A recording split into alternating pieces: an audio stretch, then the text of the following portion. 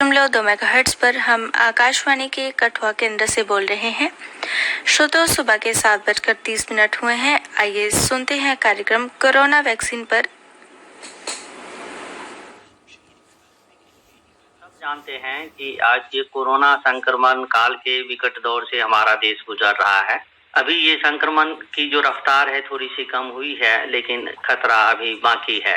ऐसी स्थिति में जो एक परमानेंट उपाय की बात की जाती है वो वैक्सीन के रूप में आई है, जो काफी हद तक कारगर हो सकता है कोरोना संक्रमण के विरुद्ध।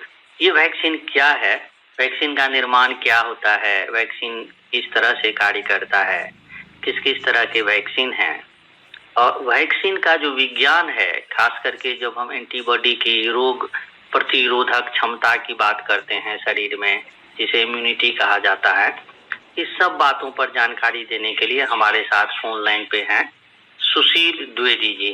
सुशील द्विवेदी जी वरिष्ठ शिक्षक हैं, साथ ही वो एक विज्ञान संचारक हैं और कई सारे जनसंचार माध्यमों के द्वारा उन्होंने कोरोना संक्रमण, उससे संबंधित समस्याएं, उसके उपाय, वैक्सीन आदि पे विचार देकर और सुझाव देकर और शिक्षा देकर के लोगों को लाभान्वित करने का कार्य किया है।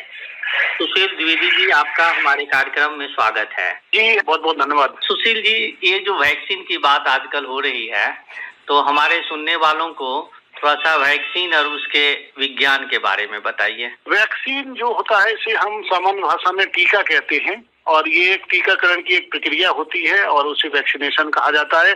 इसमें क्या करते हैं कि किसी भी रोगजनक अर्थात पैथोजन, चाहे वो वायरस हो सकता है चाहे बैक्टीरिया हो सकता है, उसको निष्क्रिय करके अर्थात इनएक्टिवेटेड करके कि उसके किसी भाग को जैसे कोरोना के केस में उसके स्पाइक प्रोटीन को भी यूज किया गया है, तो किसी भाग को शरीर में प्रवेश करवाकर उस रोगजनक अर्थात पैथोजन के विरुद्ध प्रतिरक्षा अर्थात इम्यूनिटी उत्पन्न की जाती है। तो हमारे आपके शरीर की एक प्रॉपर्टी होती है जिसमें अगर कोई पैथोजन, जिसे हम एंटीजन कह सकते हैं, फॉरेन सब्सटेंस, जो हमारे शरीर में जब अंदर जाता है तो हमारा शरीर उसके विरुद्ध कुछ प्रकार के एंटीबॉडी बनाता है। और उन्हीं एंटीबॉडी में से आप ये मोटा मोटी एक बात समझें हमारे श्रोता, कि जब ये एंटीजन एंटीबॉडी की लड़ाई होती है उसके बाद हमारी कुछ स्मृति कोशिकाएं, मेमोरी सेल्स इस पूरी घटना की एक मेमोरी रख लेती हैं कि इस प्रकार का एंटीजन आया था तो शरीर में इस प्रकार के एंटीबॉडी का निर्माण किया गया था, इस प्रकार से लड़ाई हुई थी। और इसके आधार पर हमारे आपकी भविष्य में कभी दोबारा कभी रियल इन्फेक्शन होता है तो जब कभी वैक्सीन लगाई गई थी इनएक्टिवेटेड पैथोजन वाली या उसके पार्ट को यूज करके, और जो एंटीबॉडी बने थे वो मेमोरी में तो रहते ही हैं और दोबारा और बनते हैं एंटीबॉडी, और फिर पर्याप्त मात्रा में एंटीबॉडी मिलके उस बीमारी के प्रति जो पैथोजन है उसको नष्ट करते हैं या उसे कमजोर करते हैं। सर्वप्रथम एडवर्ड जेनर ने, जैसा कि हम और आप सब लोगों ने बचपन से पढ़ा है, कि काउपॉक्स यानी चेचक के विरुद्ध टीके का निर्माण किया था, और इनको टीकाकरण का फादर भी कहा जाता है, फादर ऑफ वैक्सीनेशन, तथा फादर ऑफ इम्यूनोलॉजी अर्थात सुरक्षा विज्ञान का जनक भी कहा जाता है। ये ब्रिटेन के वैज्ञानिक थे, इंग्लैंड में जन्मे, और लगभग इन्होंने 1749 में अपना काम शुरू किया।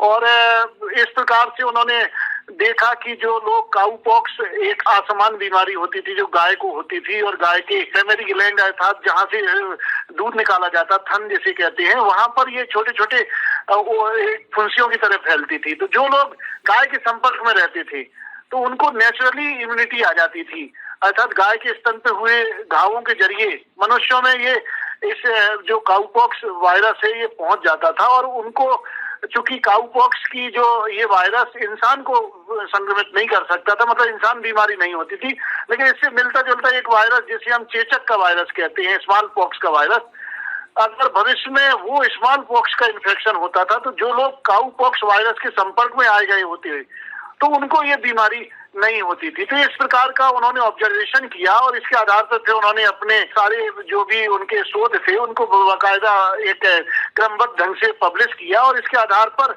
वैक्सीन शब्द दिया गया, जिसमें वैक्सीन मतलब वैका शब्द से वैक्सीन शब्द बना है, और वैका का मतलब होता है, मीनिंग होता है काऊ।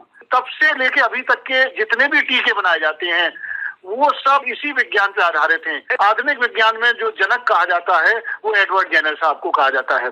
हम और आप लोग देख पा रहे होंगे कि बहुत प्रकार के टीके हैं हमारे आपके चारों तरफ।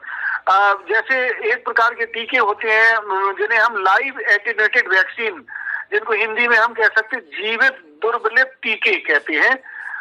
इसमें कमजोर वायरस को, मतलब वायरस की पिटाई की जा सकती है, वायरस को फिजिकली इंजर किया जा सकता है, कमजोर करके, किल करके, और उसको फिर दिया जाता है व्यक्ति के अंदर।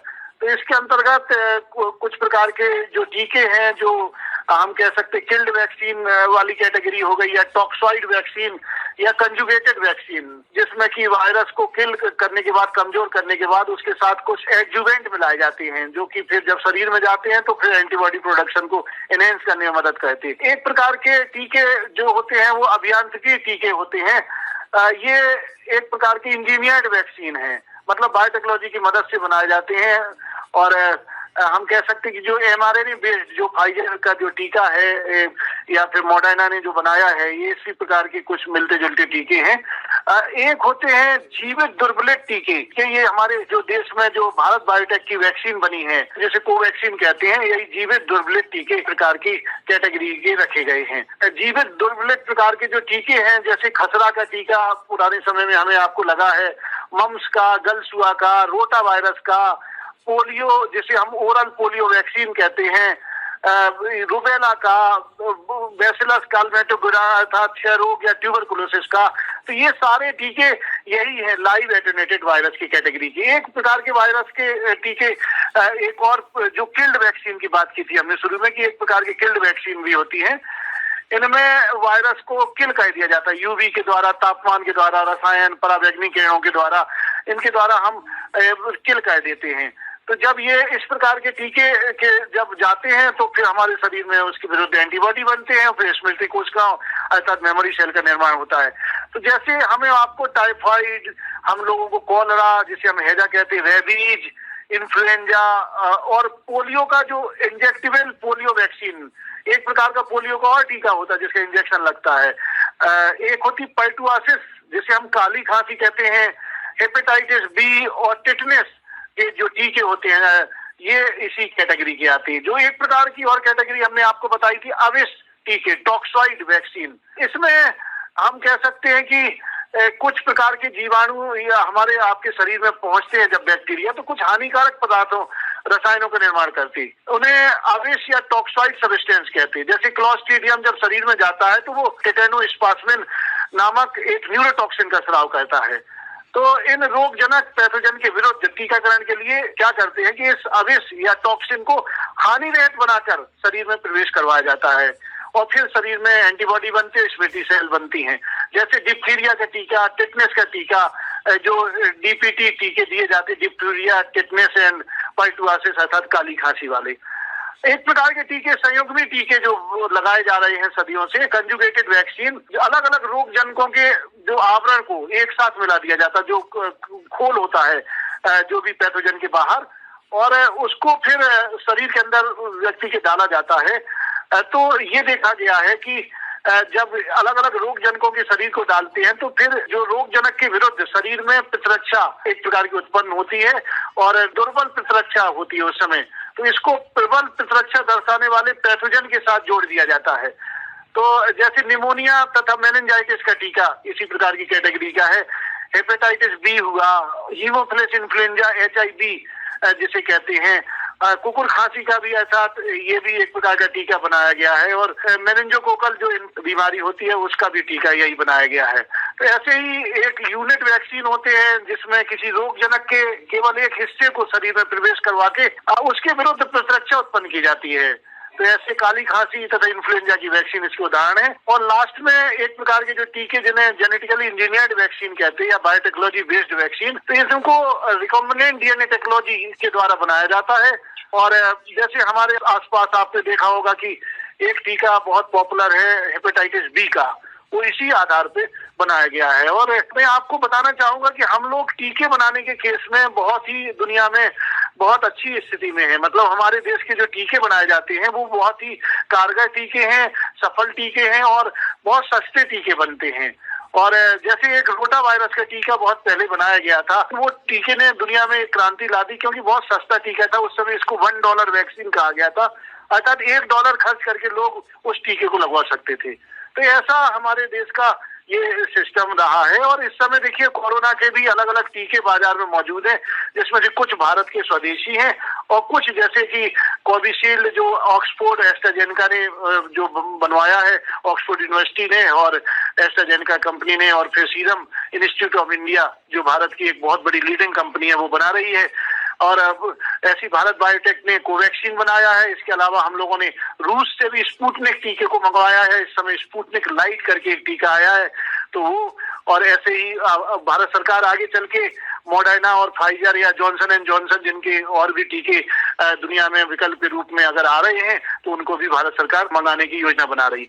लेकिन सबसे बड़ी बात है कि लोगों में टीके को लगवाने के प्रति एक जागरूकता होनी चाहिए। मतलब ये है कि लोगों को आगे आना चाहिए कि भाई हमें टीका लगवाना है और ये टीके हमारे आपके लिए हैं। तो ये थोड़ा सा एक नकारात्मक भाव देखा जा रहा है कि लोग लगवाना नहीं चाहते हैं। मुख्य बात ये वैक्सीन के महत्व को समझना है, वैक्सीन को लगवाना है, भ्रांतियों पे नहीं जाना है, क्योंकि जो अनुसंधान से निकल के आया है वायरस के प्रति उसको मानना चाहिए। और इस तरह न केवल हम अपने आसपास और समाज में कोरोना के संक्रमण प्रसार को रोक पाएंगे, बल्कि एक आत्मनिर्भर भारत की ओर भी कदम बढ़ाएंगे।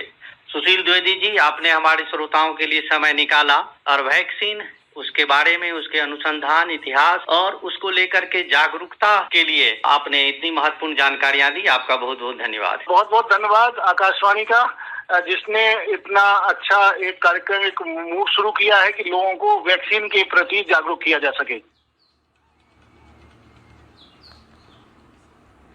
श्रोताओं, कोरोना वैक्सीन पर जानकारी अभी आप सुन रहे थे। आइए अब सुनते हैं फिल्म संगीत।